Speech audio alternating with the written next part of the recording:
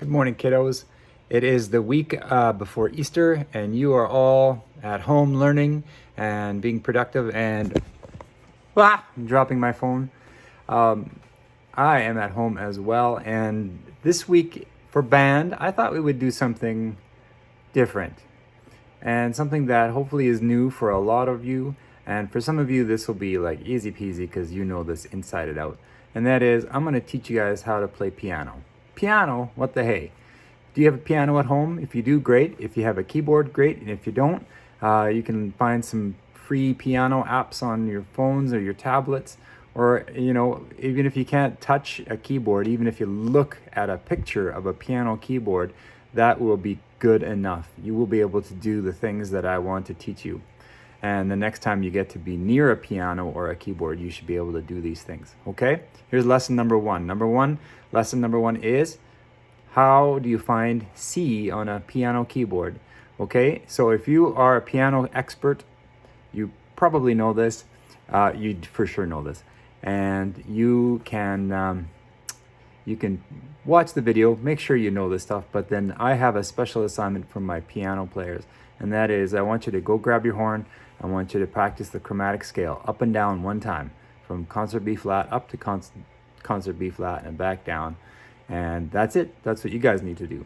Now, for the rest of us that don't know anything about piano or keyboard, I'm going to teach you right now how to find C on the keyboard. Okay? And there we go. This is my piano at home. And what you see is, you've seen this a million times. You see a bunch of white keys and you see a bunch of black keys. Hopefully, you see in the black keys a repeating pattern.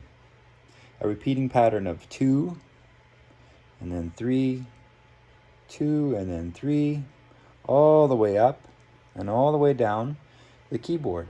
Now at the very bottom, we have a partial set of 3 down here, if you're wondering what that 1 key is. How does that help us find C? Well, if you can find a pair of black keys, so not the 3 black keys, but if you can find a pair of black keys, that's the first step. I like to think of these pairs of black keys as chopsticks, right? 2 chopsticks, 2 black keys. How does that help us, Mr. Mitchell? Well, if you can find the pair of black keys, the white key immediately preceding it, just before, is C, the first letter of chopsticks. So if you find chopsticks, you can find C. It's right before. Here's another pair of black keys. So C is just before this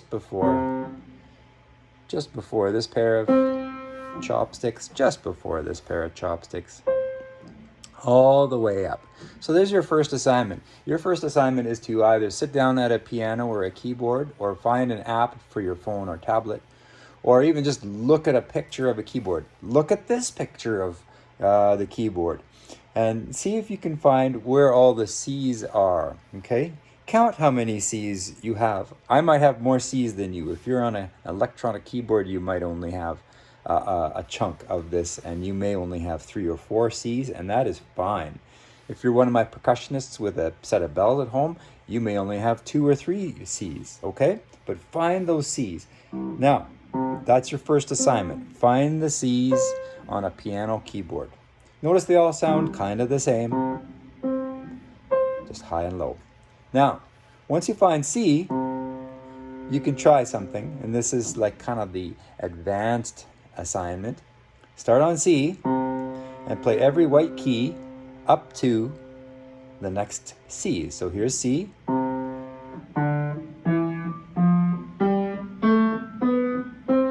Stop on the C, go back down. You just played a scale. That is the C major scale. So you can shut this video down pretty quick here and find a piano or a keyboard or a app that has a keyboard, or even just a picture. See if you can find those C's, locate all those C's. If you can play them, have a listen. And then try the C major scale. Start on a C, hit every white key, up to the next C and come back down. Easy peasy. Go get it and go play some C's and a C major scale and come back to Edsby to find out what your next lesson / assignment is. Have fun.